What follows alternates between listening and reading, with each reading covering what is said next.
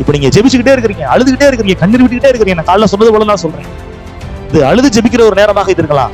ஆனா ஆனந்த கண்ணீர் விட்டு ஆண்டவருக்கு நன்றி செலுத்துகின்ற ஒரு காலத்து நேர கர்த்தர் உங்களை நிச்சயமாகவே கொண்டு போவார். உங்கள் அழுகையின் கண்ணீரை ஆனந்த கண்ணீராக மாற்றுகிறவர் கர்த்தராகிய இயேசு கிறிஸ்து.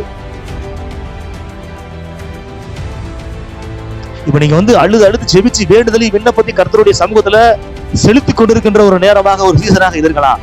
ஆனா இந்த ஜெபித்த இந்த ஜெபங்களுக்கான பதிலை பெற்றுக்கொண்டு கர்த்தரை துதித்துக் கொண்டே இருக்கக்கூடிய ஒரு சீசனுக்கு நேராக கர்த்தர் உங்களை கொண்டு போவார். எல்லா ஜனங்களும் அவன் தோளுக்கு கீழாய் இருக்கத்தக்க எல்லா ஜனங்களும் இஸ்ரவேல் மக்கள் எல்லாரும் அவன் தோளுக்கு கீழாய் இருக்க. அப்ப அவன் எவ்வளவு ஹைட்டா இருக்கான்னு பாத்துக்கங்க. அவன் எவ்வளவு ஹைட்டா அவன் இருக்கிறான். உயரமுள்ளவனாய் இருந்தான் பாருங்க. ஆனாலும் அவனுக்குள்ள என்ன இருக்குதுன்னா, என்ன ஒரு தாழ்வு மனப்பான்மை. நான் அற்பமான ஒரு குடும்பத்தை சார்ந்தவன், நான் ஒரு பெஞ்சமின் கோத்திரத்தான், என்ன போய் ராஜாவா அப்படின்ற மாதிரி ஒரு நினைப்பு பாருங்க. நம்மகிட்ட ஒரு சில தகுதிகள் இருக்குது, நம்மகிட்ட ஒரு சில ஸ்கில்ஸ் இருக்குது, நம்மகிட்ட ஒரு டேலண்ட்ஸ் இருக்குது, ஒரு சில விஷயங்கள் உள்ளுக்குள்ள இருக்குது, ஒரு சில வேல்யூஸ் கர்த்தர் உள்ள கொடுத்திருக்கிறார். அதோட அருமை நம்மளுக்கு தெரியறது இல்ல, அது நம்மளுக்கு தெரியறது இல்ல. ஆனா அது மத்தவங்களுக்கு தெரியுது. மத்தவங்களுக்கு தெரிஞ்சாலும் நம்ம அதை அங்கீகரிக்கிறது இல்ல. ஒரு சில பேருக்கு உங்களுக்கு தெரியுது, மத்தவங்களுக்கு தெரியுது இல்ல. ஒரு சில பேருக்கு மத்தவங்களுக்கு தெரியுது, உங்களுக்கு தெரியுது. இப்படி தலைகளா மாறி மாறி இருக்குது. ஆனா உங்களுக்குள்ள ஒரு வேல்யூ இருக்குது, உங்களுக்குள்ள திறமை இருக்குது, உங்களுக்குள்ள ஸ்கில்ஸ் இருக்குது, உங்களுக்குள்ள தாளத்தை கர்த்தர் வச்சிருக்கிறாரு, நன்மைகளை வச்சிருக்கிறாரு.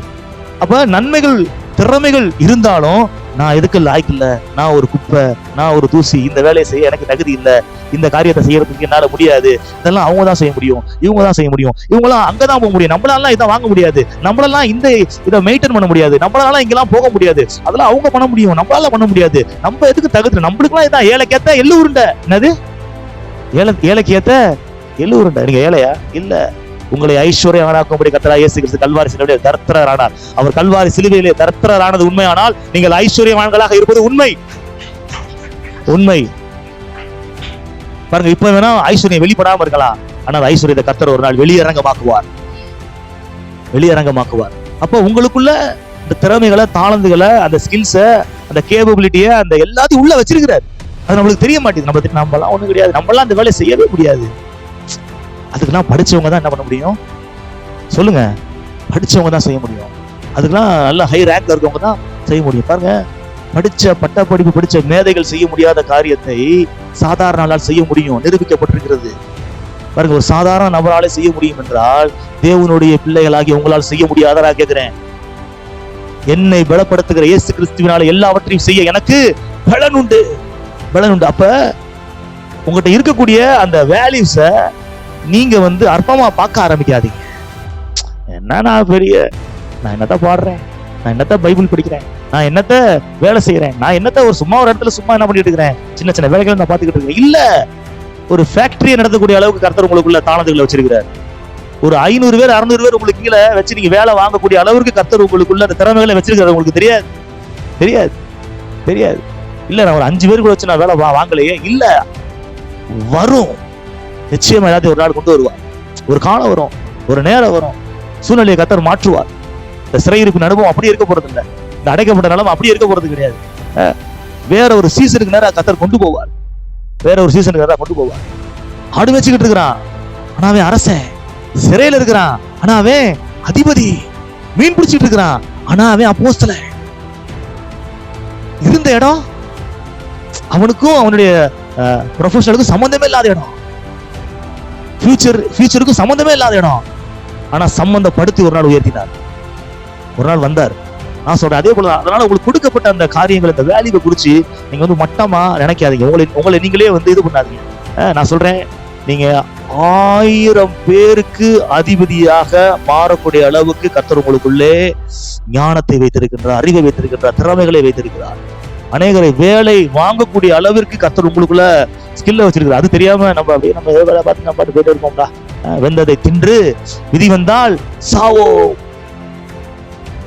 இல்ல, சாகிறதுக்காண்டி நான் அழைக்கப்படுறேன். கர்த்தருடைய வருகையில் எடுத்துக்கொள்ளப்படுவதற்காக நான் அழைக்கப்பட்டிருக்கிறேன். ஆண்டவருடைய நாமத்துக்கு மகிமையாக கடைசி வரைக்கும், ஆண்டவருடைய வருகை வரையும் ஊழியம் செய்வதற்காக நான் அழைக்கப்பட்டிருக்கிறேன். கடைசி காலத்துல நம்ம வாழ்ந்துட்டு இருக்கிறோம். தாழ்வு மனப்பான்மையோடு என்ன பண்ணக்கூடாது, நம்ம இருக்கக்கூடாது. சபைக்கு நீங்க வரும்போது எப்படி வந்தீங்க? இப்ப எப்படி இருக்கிறீங்க? எப்படி இருக்கிறீங்க? யோசிச்சு பாருங்க. வரும்போது வந்த மாதிரியா இருக்கிறீங்க? டிரான்ஸ்பார்மேஷன் நடந்திருக்குதா? ஒரு மறுரூபமாக்கப்பட்ட நிலை வந்திருக்குதா? உங்கள் மனம் புதிதாகிறதுனாலே மறுரூபமாகுங்கள். மகிமையின் மேல் மகிமை அடைந்து மறுரூபமாகிறோம். மறுரூபம் அடைஞ்சுக்கிட்டே இருக்கிறோம். அப்ப எனக்குள்ள கொடுக்கப்பட்ட அந்த காரியங்களை குறித்து நான் கில்ட்டியா ஃபீல் பண்ணக்கூடாது. நான் தாழ்வு மனப்பான்மையா குற்ற உணர்வோடு இருக்கவே கூடாது. எனக்குள்ள கொடுக்கப்பட்டது பெஸ்ட். எல்லாம் சொல்லுங்க, பெஸ்ட். எனக்குள்ள கொடுக்கப்பட்ட தாளந்து பெஸ்ட். யாரையும் நீங்க என்ன பண்ணாதே கம்பேர் பண்ண வேண்டாம். எனக்குள்ள கொடுக்கப்பட்டது பெஸ்ட். எனக்கு கொடுக்கப்பட்ட கணவன் பெஸ்ட். எனக்கு கொடுக்கப்பட்ட மனைவி பெஸ்ட். எனக்கு கொடுக்கப்பட்ட வேலை பெஸ்ட். எனக்கு கொடுக்கப்பட்ட ஊழியம் பெஸ்ட். எனக்கு கொடுக்கப்பட்ட காரியம் பெஸ்ட். ஒரு காலம் வரும், ஒரு நேரம் வரும், சூழ்நிலையை கர்த்தர் மாற்றுவார்.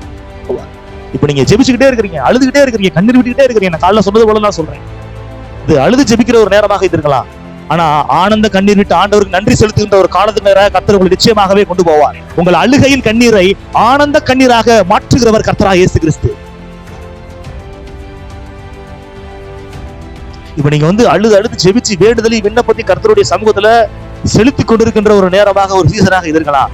ஆனா இந்த ஜெபித்த இந்த ஜெபங்களுக்கான பதிலை பெற்றுக்கொண்டு கர்த்தரை துதித்துக் கொண்டே இருக்கக்கூடிய ஒரு சீசனுக்கு நேராக கர்த்தர் உங்களை கொண்டு போவார்.